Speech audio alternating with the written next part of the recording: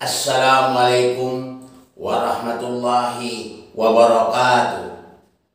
Alhamdulillahilladzi anzala ala abdil kitaba wa lam yaj'alahu iwaja. Asyhadu an la ilaha illallah wahdahu la syarika lah wa asyhadu anna Muhammadan abduhu wa rasuluh. Allahumma sholli ala Muhammad wa ali Muhammad.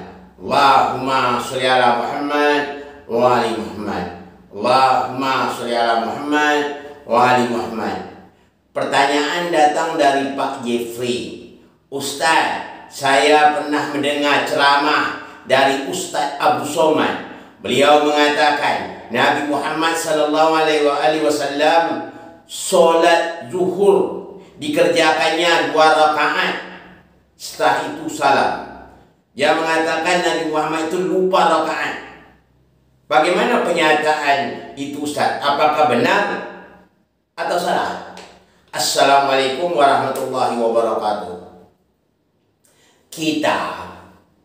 Saya dah menyampaikan, kita kalau membuktikan benar atau salah itu tidak bisa menurut pendapat kita. Yang membenarkan salah itu ada pembenar dan ada pula yang menyalahnya. Ya. Ada barometernya, ada ukurannya. Kalau kita menimbang sesuatu benda, tahu benda itu berapa kilo beratnya, kita ambil timbang. Kita timbang barang itu. Kalau kita mau mengukur panas, ada menggunakan alat termometer. Dan begitu juga untuk menentukan kebenaran ini, ada alatnya. Ya. Alatnya yang dikasih oleh Allah Subhanahu wa taala namanya Al-Qur'an. Al-Qur'an itulah Allah katakan sebagai furqan, pembeda antara yang benar dengan yang salah. Jadi pertanyaan dari Pak JP mengatakan, Ustaz Abu Somad mengatakan bahwa Rasulullah pernah lupa rakaat pada sholat zuhur. Apakah itu pernyataan itu benar, Ustaz? Ya, kita untuk membenar atau salah, saya juga tidak akan menyalah sebelum ada diukur. Ya, yang berhak menyalah itu Allah Subhanahu wa taala. Kita lihat bagaimana jawaban Allah. Apakah yang dikatakan Ustaz Abu Somad itu salah atau benar? Kita tanya kepada Allah Subhanahu wa taala. Baik, kita akan tanya ya, apakah benar atau salah Ustaz Abu Somad itu? Kalau kata Allah salah, salahlah dia. Seandainya Allah katakan benar, benarlah dia. Kita mengetahui bahwa Rasulullah sallallahu alaihi wasallam itu dia itu maksum, tidak pernah melakukan kesalahan. Kedua, dia disebut sebagai orang yang disucikan oleh Allah Subhanahu wa taala. Suci ya. Dan dia mempunyai yang terkenal namanya Habibullah, kekasih Allah. Mungkinkah dia lupa?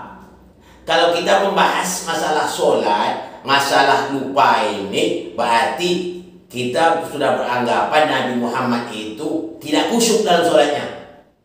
Kan gitu. Sehingga dia lupa. Sholat 4 rakaat, sholat zuhur 4 rakaat dikerjakan 2 rakaat. Berarti dia lupa. Kalau dia lupa artinya dia lalai. Dia lalai mengingat Allah. Ada sesuatu yang diingatnya selain dari Allah. Apakah itu mungkin seorang Rasul lupa dengan Allah? Nah, kita jawab. Apa jawaban Allah Subhanahu wa ta'ala? Sebagaimana yang dinyatakan oleh Allah Subhanahu wa taala. Mungkin Pak JP sudah hafal ayatnya ya. Pada ayat 3 dalam surat Wadduha.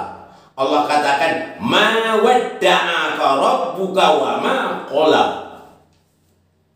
Allah jawab, Tuhan engkau ya Muhammad, kata Allah, gitulah Pak. Tuhan engkau tidak pernah meninggalkan engkau dan tidak pula dia membenci engkau. Maksudnya apa? Allah tidak pernah meninggalkan Muhammad. Maksudnya Allah tetap bersama Muhammad, Muhammad tetap bersama Allah. Kalau Allah bersama Muhammad, Muhammad bersama Allah, mungkinkah dia lupa? Jawab Allah, tentu dia tidak lupa. Kenapa? Karena dia kekasih Allah.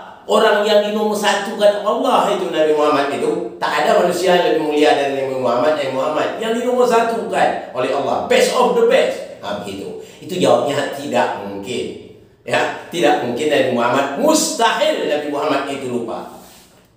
Dan berikutnya dia membaca hadis. Katanya hadis itu mengatakan Nabi Muhammad itu lupa. Itu juga hadis itu saya sarankan pada seluruh para ustadz, baik pun ya kiai, baik ulama, kalau itu jangan asal-asal lah. Kalau dapat membaca itu hadis itu cocok dah dia dengan Quran. Diseleksi. Jangan mentang-mentang hadis, terimalah benar ini. Jangan istilah itu disamakan dipakai istilah Melayu yang hanya itu ikan. Kadang-kadang selain dari ikan ada jualnya. Nah, begitu maksud saya. Jadi di sini kita tidak tahu ada barometernya, ada ukurannya. Jadi ukurannya Al-Quran. Quran itu furqan, pembeda antara yang benar dengan yang salah.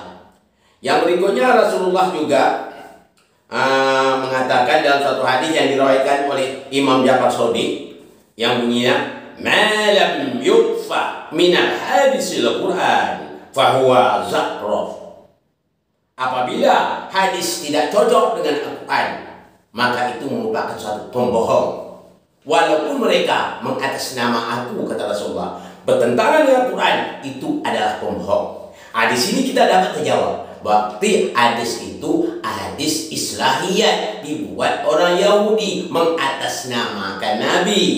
Maka di sini saya himbau sekali lagi kepada para ustaz, jangan asal nampak itu kita benar. Ini hadis ini kita seleksi itu dengan Al-Quran, ya kita seleksi dengan Al-Quran. Bertentangan? Kalau bertentangan berarti hadis itu mungkar, bukan dari Nabi. Itu kata Nabi. Nah itu ya. Tapi hadis ini yang lebih sesuai itu, yang dirawikan oleh cicitnya Imam Ja'far Shadiq mengatakan.